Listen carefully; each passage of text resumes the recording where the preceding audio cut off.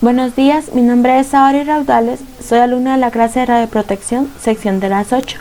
Y bueno, a continuación vamos a hablar sobre lo que es el capítulo número 36, que ese capítulo básicamente nos habla sobre los efectos tardíos de la radiación.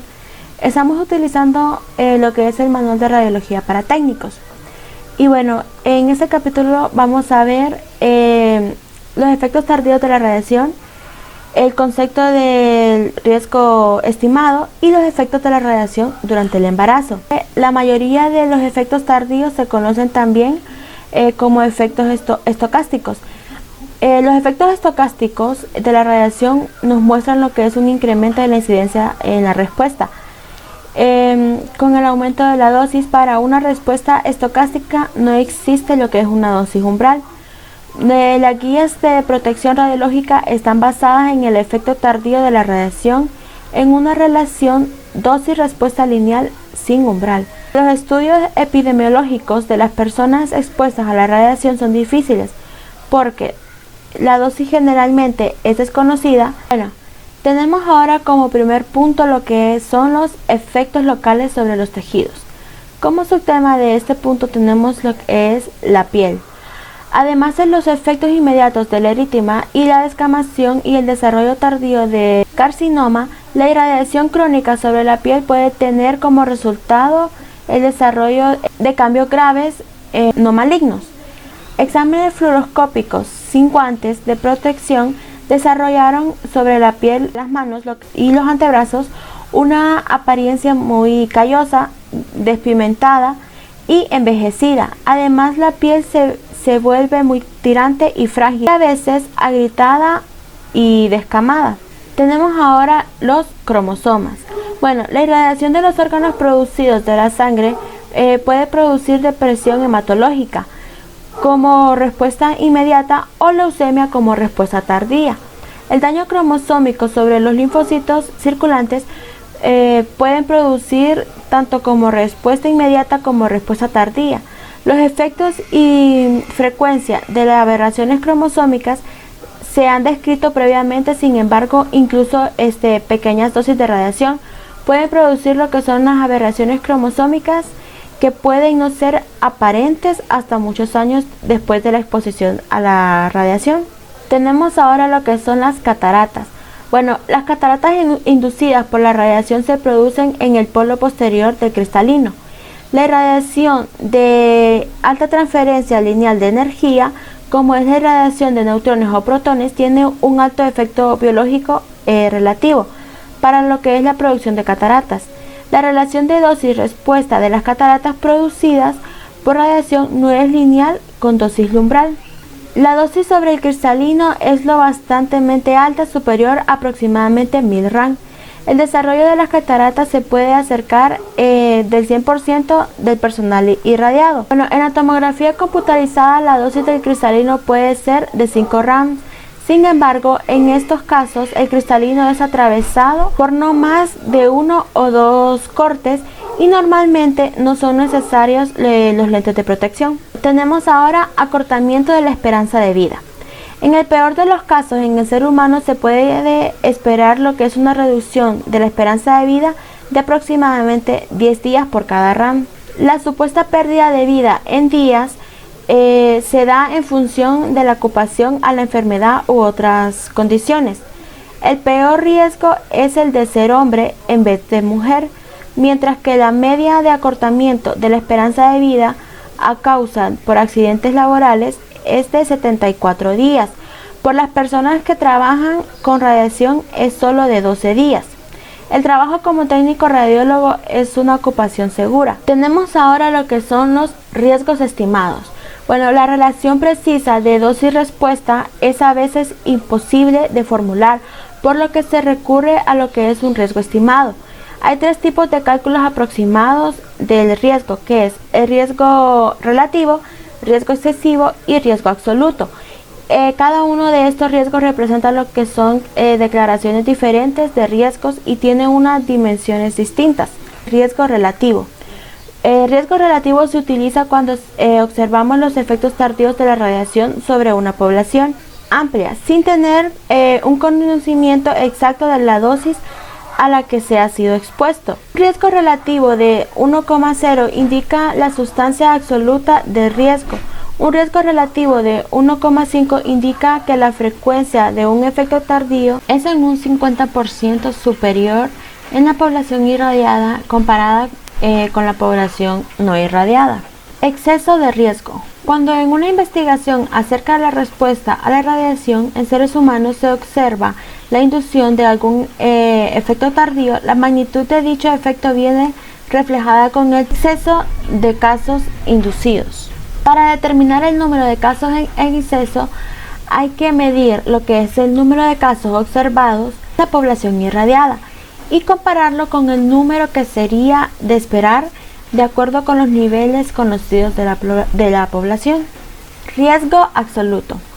Bueno, si por lo menos se conoce dos niveles diferentes de dosis, entonces es posible determinar lo que es un factor de riesgo absoluto.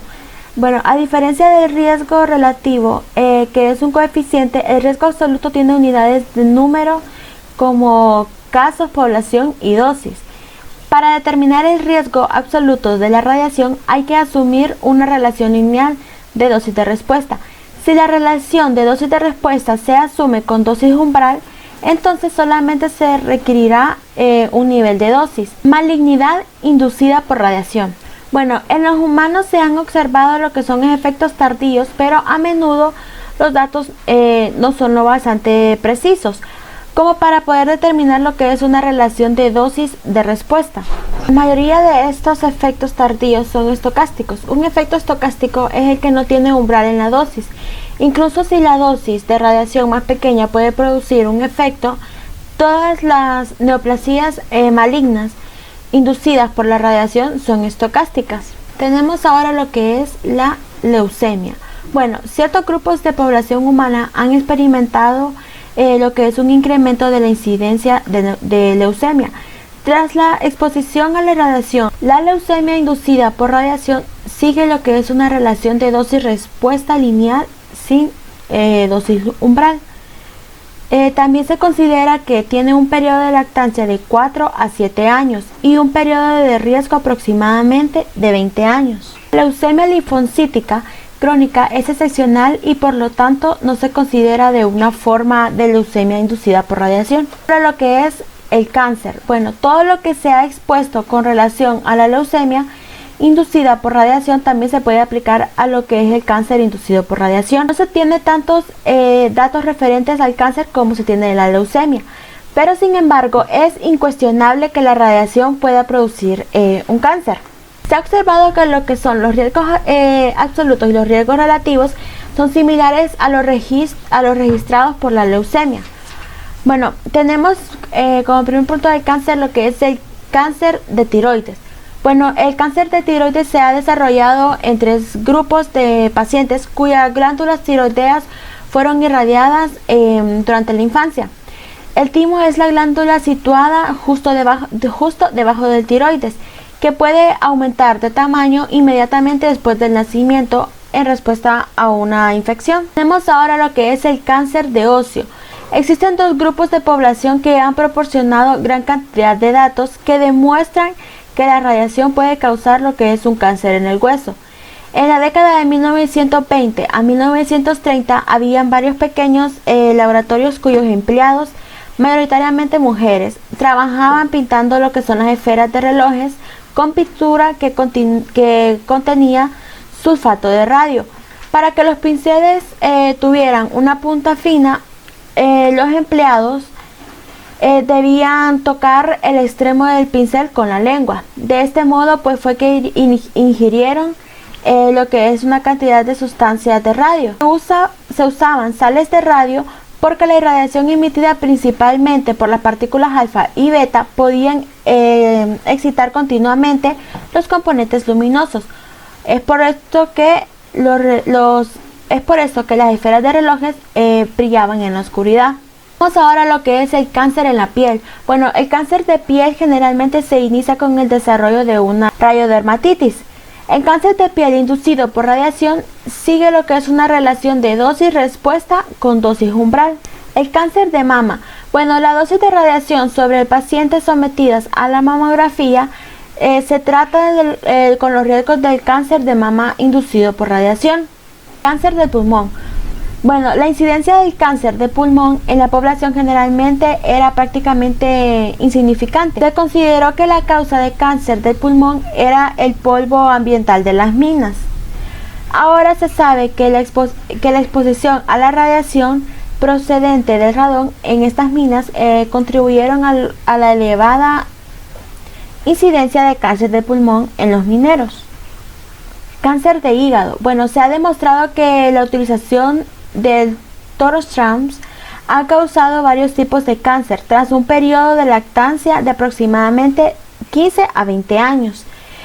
Tras su inyección extravascular es carcinogénico. Tras su inyección intravascular, las partículas de dióxido de torio se depositan en las células fagocíticas del sistema retículo endotelial y se concentraban en el hígado y en el vaso. Bueno, su elevada vida media y sus altas dosis de radiación alfa han sido la causa de muchos casos de cáncer en esos órganos. Vamos ahora a lo que es riesgo total de malignidad. Bueno, de acuerdo con muchas de las observaciones realizadas en grupos de población humana expuestos a bajos niveles de radiación y considerando que los riesgos sometidos para la leucemia y el cáncer tomados colectivamente, se pueden extraer un número amplificado de conclusiones.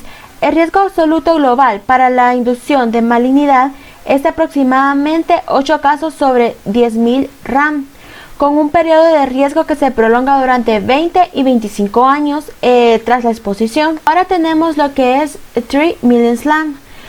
Bueno, para que estos valores sean algo más significativos, podemos considerar lo que es el famoso accidente de 3 million RAM en 1979. Había aproximadamente 2 millones de personas viviendo dentro de un radio de 80 kilómetros de 3 million RAM, Susquehanna River en Pensilvania. Según estadísticas poblacionales, cabrían esperar aproximadamente 330.000 fallecimientos por cáncer en estas personas. Durante el periodo total de accidentes radioactivos, la dosis media sobre las personas residentes en un radio de 160 kilómetros fue de 1,5 miliram. Residentes en un radio de 80 kilómetros fue de 8 miliram. Aplicando 1,5 miliram como límite superior, se puede predecir que el accidente de 3 miliram ocasionaría no más de 2 fallecimientos adicionales por malignidad como resultado de la exposición de esta población a la radiación. Ahora tenemos lo que es el comité Bayer, que significa Comité de los Efectos Biológicos de la Radiación Ionizante. Bueno, este comité examinó lo que son 3 situaciones. Primero, estimó el exceso de mortalidad por enfermedad maligna tras una única exposición de 10 RAM. Esta situación es altamente improbable en la radiología. En segundo lugar, consideró lo que es la respuesta frente a una dosis de 1 RAM por año. Esta situación es posible en radiodiagnóstico, pero es relativamente frecuente. Finalmente, consideró el exceso de mortalidad secundario a cáncer inducido por radiación tras una dosis continua, 100 miligramos por año. Esta dosis es considerablemente superior a la que experimentan la mayoría de técnicos radiólogos, pero puede servir como límite alto de riesgo de radiación laboral. El comité también ha declarado que, teniendo en cuenta el grado de incertidumbre de análisis, menos de 1 RAM por año es inofensivo. Tenemos ahora lo que es radiación y embarazo. Antes del embarazo, el motivo de preocupación es la fertilidad. Durante el embarazo, el problema son los posibles efectos congénitos sobre el recién nacido. Tras el embarazo, la preocupación son los posibles efectos genéticos. Efectos sobre la fertilidad. La evidencia demuestra que existe este efecto y que es dosis dependiente. Los efectos de las dosis bajas y continuadas de radiación sobre la fertilidad están, sin embargo, peor definidos. Incluso cuando la radiación es liberada a una tasa de 100 RAM por año, No existe una depresión perceptible de la fertilidad. La irradiación crónica en dosis bajas no perjudica la fertilidad. Radiación en el útero. Bueno, la irradiación en el útero es preocupante en los dos tipos consiguientes de exposición, que es la irradiación del trabajador y la irradiación del paciente. Debido a que el embrión es un sistema celular en rápido desarrollo, es particularmente sensible a la radiación. Con el tiempo, el embrión se vuelve menos sensible a los efectos de la radiación y este patrón continúa hasta su edad adulta. Las observaciones apuntan a que el primer trimestre de gestación es el periodo más radiosensible. Las 2 primeras semanas de gestación son las de menor preocupación, ya que la respuesta es el tipo todo o nada. El riesgo relativo de leucemia en la infancia tras la irradiación uterina es de 1,5. Genéticos. Bueno, no disponemos de ningún dato que sugiera efectos genéticos inducidos por la radiación en humanos. La relación de dosis-respuesta por el daño genético inducido por la radiación es de modo inconfundible lineal sin umbral. La dosis de duplicación es la dosis de radiación que produce el doble de frecuencia de mutaciones genéticas a las que se esperaría sin radiación. Bueno, a continuación vamos a explicar lo que es un ejercicio. Bueno, el enunciado que nos da este ejercicio es: en un estudio de leucemia inducida por radiación, de niveles de radiación de diagnóstico se observaron 227 casos en 100.000 personas irradiadas. La incidencia normal de leucemia en Estados Unidos es de 150 casos, entre lo mismo de las 100.000 personas. Sobre la base de este dato, y nos hace una pregunta: ¿cuál es el riesgo relativo de leucemia inducida por radiación? Bueno, como primer paso sacamos los datos, los 227 casos entre las 100.000 personas irradiadas, los 150 casos en Estados Unidos y las 100.000 personas irradiadas. Y bueno, lo que vamos a buscar que es el riesgo relativo. La fórmula para hacer este ejercicio es: riesgo relativo es igual a casos observados entre casos esperados. Entonces, sustituimos aquí los datos, que es riesgo relativo igual a 227, que son los casos observados, entre las 100.000 personas. Y hacemos este dato y nos da a 0,00227. Luego, 150 entre 100.000 personas nos da a 0,00150. Al hacer la división de los casos observados entre los casos esperados, nos da un total de 1,151 casos de riesgo relativo. Bueno, esto ha sido todo por hoy. Muchas gracias, ingeniero. Que tenga buen día.